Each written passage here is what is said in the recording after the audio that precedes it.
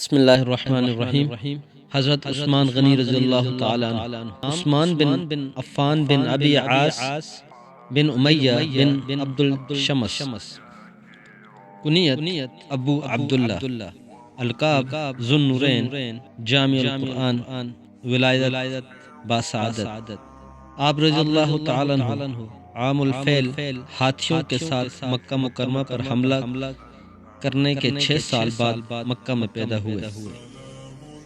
مدت خلافت، آپ رضی اللہ تعالیٰ عنہ کی مدت خلافت تقریباً 12 سال تھی۔ عظمت و فضیلت، رسول اللہ صلی اللہ علیہ وآلہ وسلم نے آپ رضی اللہ تعالیٰ عنہ کے متعلق فرمایا: اے عائشہ، کیا میں اس شخص سے حیا نہ کروں جس سے فرشتے بھی حیا کرتے ہیں؟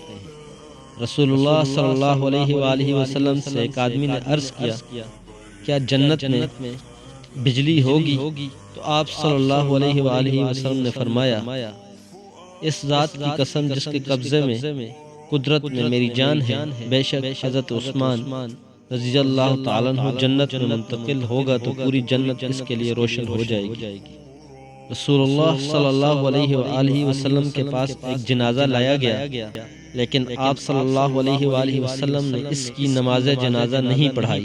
عرض کرنے پر آپ صلی اللہ علیہ وآلہ وسلم نے فرمایا: یہ عثمان بن عفان رضی اللہ تعالیٰ عنہ سے بغض رکھتا تھا تو اللہ تعالیٰ نے اسے مبغوض کر دیا۔